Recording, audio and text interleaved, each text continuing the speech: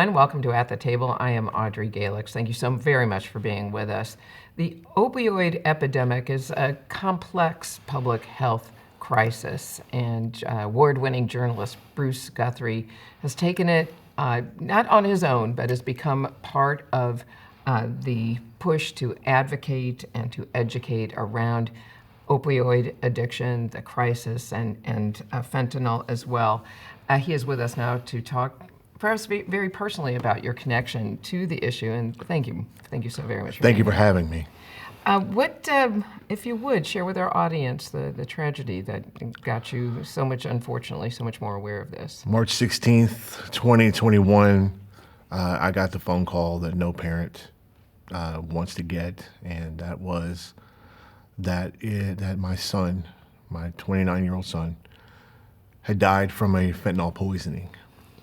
I'm so sorry. And, you know, that's something that while was crushing, I had to make a decision right then and there. And it was something to where it's either, frankly, die with him or die behind him or fight. And I choose to fight. And that's why I'm here today. So how would you, for our audience who may not have been touched by this, although so many of us have, how do you characterize, how do you frame this epidemic? It knows no race, color, or creed, no socioeconomics. There is no boundaries here. I know so many that have suffered the way I have, and have lost children, siblings that have lost people, ranging from the poorest of the poor to the richest of the rich. And I can give you so many here in Georgia. And I live in Carroll County, and Carroll County is very high on the list when it comes to statistics regarding opioid deaths, and fentanyl poisonings. Yes, West Georgia. Yes, more rural or small. Somewhat. towns? I mean, it's somewhat rural. And Macon? Yeah, no, Carrollton. Villa Rica, though that area, Temple. Now, a lot of those are. Carrollton is the county seat, but it's just one of those things where it has become an issue to a point to where the county officials have created a fentanyl awareness coalition that I'm a part of, and that was something that the Carrollton Chief of Police, Joel Richards, asked me to be a part of a couple of years ago. And we are doing some really groundbreaking things we've had a summit already. We're about to have another one later on this year. And it is something that we are collectively fighting. I do want to go back before you talk about a little bit more about the fight, about where you went in the initial stages after you've heard that your son passed away. And again, our condolences. Thank you. The night he died, I drove to the hospital. This was about 2 o'clock in the morning. And I drove there, and to see for myself. It was in an emergency room not 5 minutes from where I lived in Arkansas. And I saw his body there, and I just looked at him and I just said, "Oh, son." And I did something later on after I walked out. This is where I made my decision. And I thought, I'm going to have to be able to fuel myself later on, because it's not, emotionally, I could have fought anybody but right then. And my resolve right there, being in the middle of the moment when it was fresh, was to absolutely fight. But I also recognized that maybe one day that I wouldn't feel certain, and there would be a temptation to just go on. So, in order to, and I'm thinking about it now, in fact, I stood out there at the corner of the hospital outside there, and I waited for them to carry his body and put it into the coroner's van. And I watched him being put into that van in a body bag and put it in the back of that van. And I also closed the casket at the end of his funeral. That click onto that casket will be forever in my head. That's what fuels me to be able to do what I'm doing, or to attempt to do what I'm doing. It's just a very daunting task, and I'm not doing it alone, but it's a very daunting task to be able to try to fight these things that are going on in our country.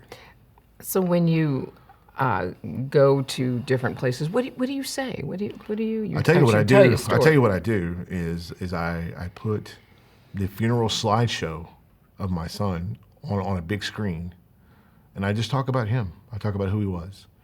I talk about the fact that he became addicted to painkillers after he was injured in a high school football game, and how that really just spun his life out of control.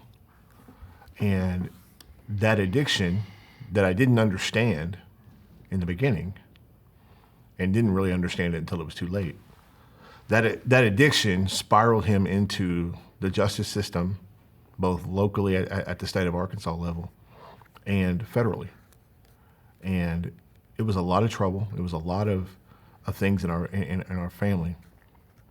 And it was, unfortunately, I wasn't able to get him to a place to where he could do normal things. And he was on that track. And a month before he passed was the last time I saw him alive at my daughter's funeral, or not my daughter's, at my daughter's wedding that I officiated. And probably the best day I'd had with him in years. And it's one of those things that I feel like God gave me. And I cherish that day forever.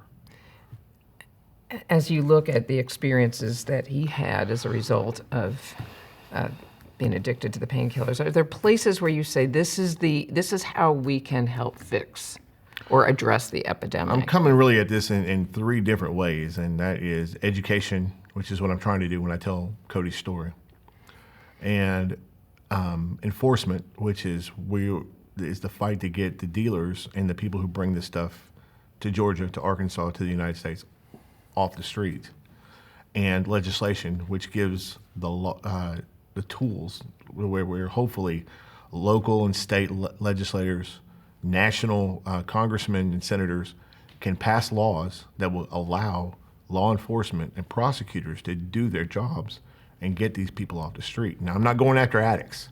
I want to make that clear. We're not. It's not the addict that we are. We're trying to help the addict, but it's the dealers that we're going after. Where it's the people who traffic this poison through our streets. It's really a multi-pronged approach. Absolutely. So how would you say you don't go after the addict or don't recommend that, but looking at it instead is from the health standpoint, not Right. from the Right. prosecution. So what we're trying to do, and we're partnering with the Carroll County Mental Health Advocates to do that very thing, to increase the efforts to try to get the people that want help the help they need. And I think that's very important, that we don't condemn things, because there's something else that is as dangerous as the drug, and that's the stigma. And it's, looking at people who are addicted as second class, third class people. We're all addicted to things, aren't we? I'm addicted to coffee, Smoothie King, and I think that we are all have addictive behaviors by nature. The mental health part is trying to identify the reasons for the addiction and try to head them off at the pass. For my son, it was, his mother and I were divorced, and he didn't handle that well all the way through his life. I mean, we had been divorced since he was 5 or 6 years old, and I don't remember how many times that we had talks about, why don't you and mom get back together? And he gravitated toward that, and he couldn't do anything but self-medicate. And that's I think that's part of what it was. And I think when it comes down to the injury and getting the pills, I mean, he was on opioid pain medication for a while. So you're talking about the mental health component, and Right. sometimes that keeps people from even seeking help. Correct. And I think being able to not talk about it, and understanding that no matter what you're going through, whether it's an addiction or the circumstances that put you into the addiction, whether it's you're a parent that is lost like I have, you're not alone. And I think a lot of what happens here is that we get into these situations because we don't feel like we can turn anywhere else. But you're not alone. That's the message. So where are you taking this message? It's to any street that'll have me.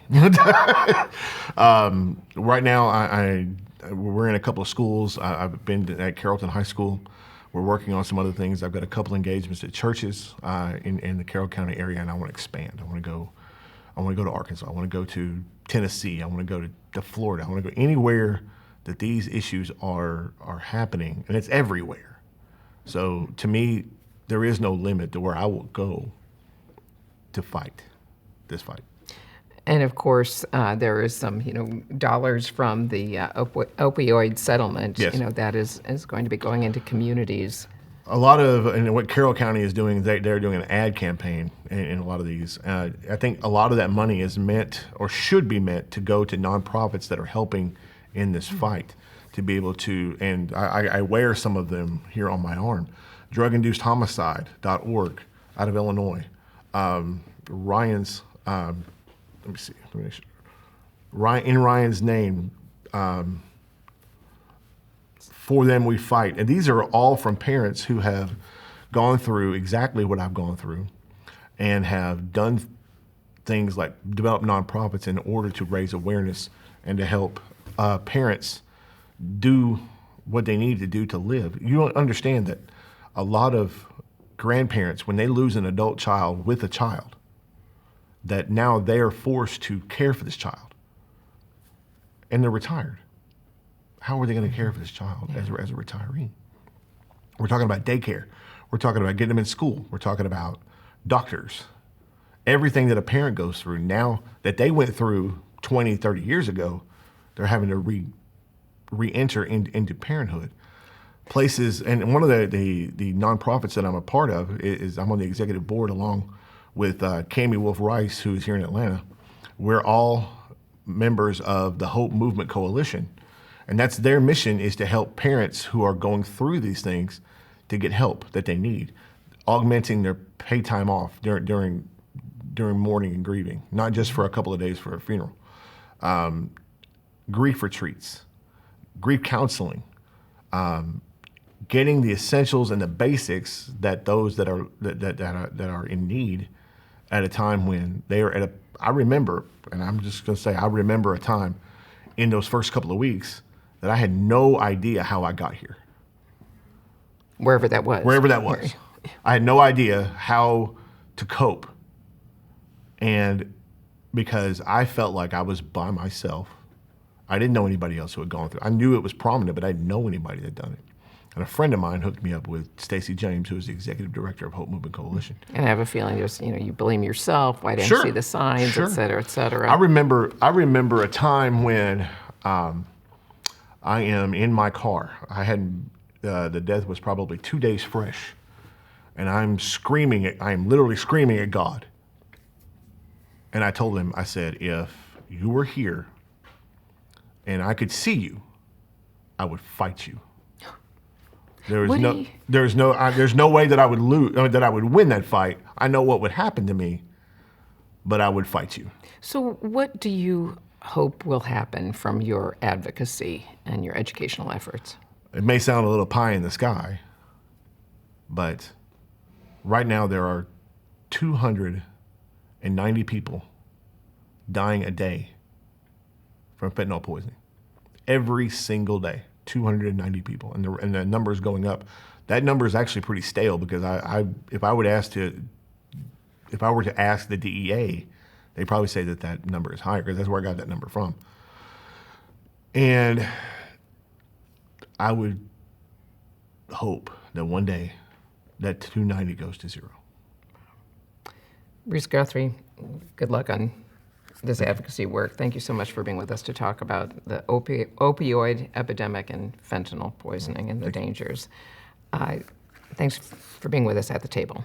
Welcome back to At the Table. I'm Audrey Galix. As part of our 2024 annual community initiative, we are focusing on initiatives to cultivate hope and harmony. And of course, one of those ways to give hope is to help empower people, empower women. And in this segment of At the Table, I want to focus on an initiative started that's called Woe Ye Bra. Woe Ye Bra was founded by Reverend Dr. Adrienne Johnson, who is here with us, as well as her husband, Joe Johnson, through their nonprofit Global, or rather Infinity Global Empowerment. Thank you both for being here. I think I used the word initiative like 10 times already, but it is a wonderful initiative.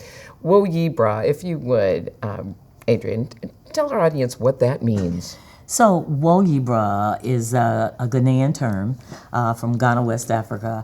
And so in America, when we refer to a woman's cycle, menstrual cycle, that's what we say, a woman's menstrual cycle. But in Ghana, they say, they refer to it, my Woe Ye Bra.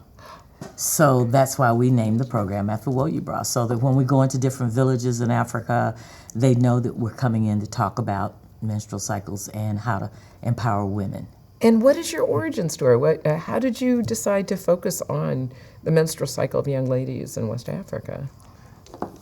Well, we have been doing women's empowerment program throughout the continent since 2001. Mm-hmm. And so in Ghana, my wife had the occasion to meet one of our colleagues.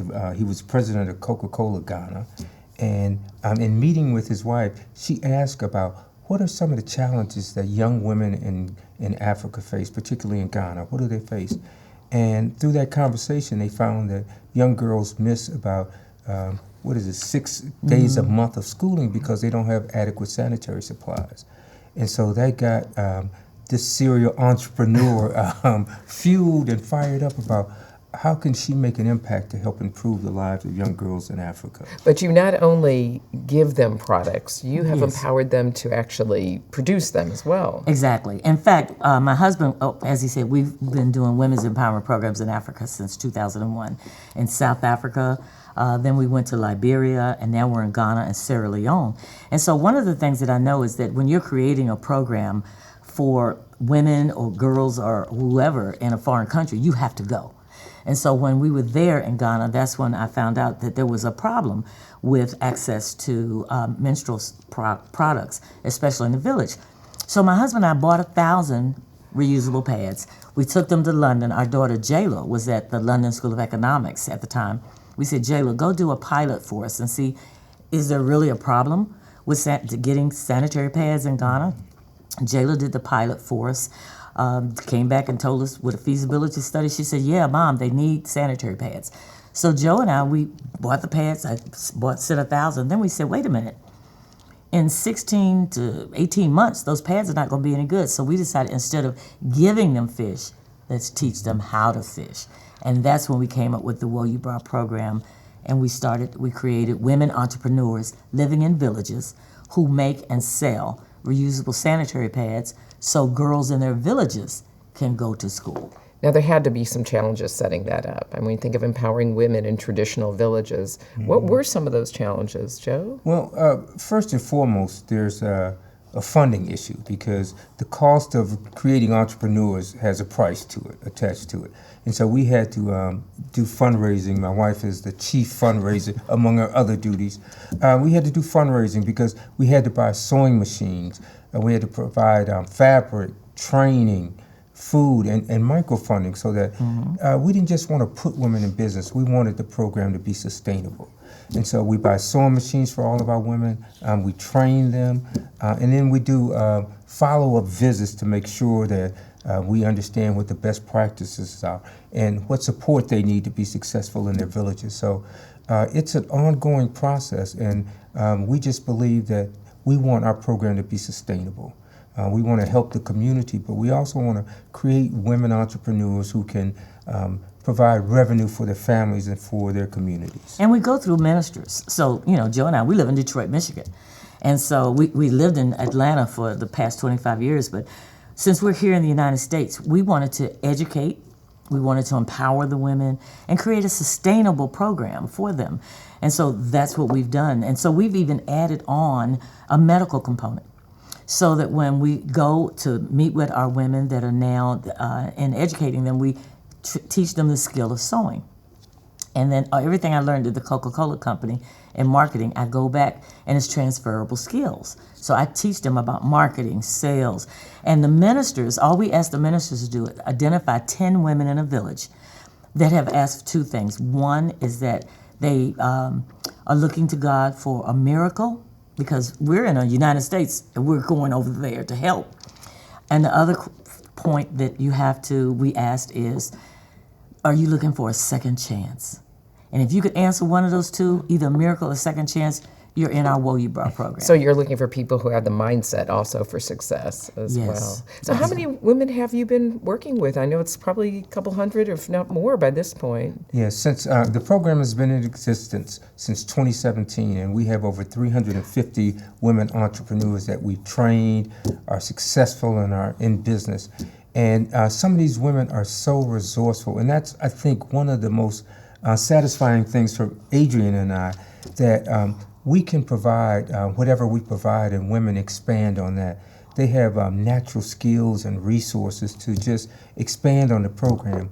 Some of the women, as you see, my wife is wearing a beautiful African-made original bracelet. I'm wearing one as well. Our women have expanded their business from just sewing sanitary pads to making bracelets. And there are other success stories where these women have just taken what we've given and expanded on that to create their own little enterprises and businesses that are sustainable. Do you have a success story you like to share? Oh, God, yes. Or how many? Oh, well, I'll try to narrow it down. Georgina, for one. And one of the other things is it's not a requirement for you to be educated. So, most of them have only gone maybe to third or fourth grade. And so Georgina now, she sews book bags. She's got that sewing machine now, so she's hired 3 or 4 women that work for her. She's also making shoes. And Georgina just got a contract at one of the local high schools where she now makes the sanitary pads for that entire school. So she's now hiring people to work for her. And it all started with the sewing machine. We also have Anita, whose father, who wanted her to get married when she was in the 6th grade, because that's when she had her period. And she didn't want to get married. She wanted to stay in school. Well, when I met Anita, she was 18 in the 6th grade because she had finally gotten enough money. She had been disowned. And she finally had enough money to go back to school. So when I saw her, I thought she was a teacher, but she was a student. And so when I talked to her about the Woe You Brought program, she said, Reverend Johnson, I want to be in that program. We said, great. So guess what? Anita now lives in the village of Prom. Anita now owns a grocery store. Because one of the things we teach them is we teach them about 1/3 of your money goes to you, to pay you, take care of you and your family. 1/3 goes to the bank so you can save money. But 1/3 goes back into your business. So that's what we try to do and help them understand about the value of business. And we're also doing things like, for example, in Detroit, we go to Cass Tech High School. And we're working with girls at Cass Tech, teaching them about global experiences, maybe global jobs, but I've connected the girls in Cass Tech High School with the girls in Ghana at His Majesty High School. They do a Zoom so they get a chance to talk, because the girls at Cass Tech are cutting out the fabric that for the reusable pad. And when I go to Ghana twice a year. I take the pads from the Cass Tech girls and take it to the girls in Ghana. I have my Woe You Brought women sew the pads, and these are the pads that the girls are wearing. So you're creating your global supply chain. I love that. So the young ladies in Detroit are providing the fabric then. Right, that's right. For the girls, interesting. for their sisters in Ghana. Wow. So what are your, I always have to ask people, what are your hopes and dreams for the future? Not just for your specific program, but the impact that it would have on the lives of these people. Well, see, as it says in Isaiah, he said, who shall I send and who will go for us? And he said, here am I, send me. And that's what I'm saying, God, send me. So we get calls from Tanzania, we get calls from Mozambique. There are other countries that want these type of programs, empowering programs, because we don't limit women to when you come to our program, if you don't have a babysitter, bring the baby. See, I can't sew, so I wind up playing with the little kids, buy balls and everything. But we also do things where we feed people. So I know that I can't focus, I can't concentrate if I'm hungry. So what we're trying to do is expand our program to other countries. We're blessed that, for example, the Detroit Rotary Club has been one of our spots. The Lynx Incorporated. Oh my God, the links, the AKAs, Alpha Kappa Alpha sorority, the Zeta Phi Beta sorority. So we've had different sororities that have helped us and organizations, but we need more. You know. And I have to say, we're going to have to end on that happy note. Reverend Dr. Adrienne Booth Johnson, Joe Johnson of Wo Ye Bra, thank you so much for being with us at the table. And thank you for being with us at the table. Thank you.